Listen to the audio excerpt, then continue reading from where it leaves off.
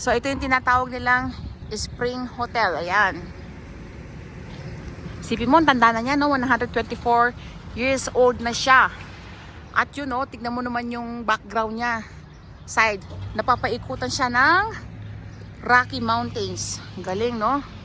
Kita nyo naman ang future niya. Ang ganda, oh. Ayan. Galing, ang ganda talaga. Oh, pati garden, no? Pati yung ano nila, Bermuda grass, well maintained.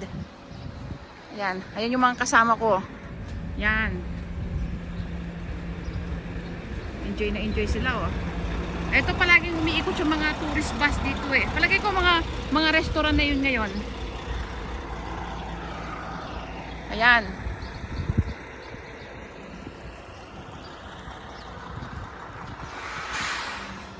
Tignan nyo naman yung Bermuda grass nila, berdeng berde, oh.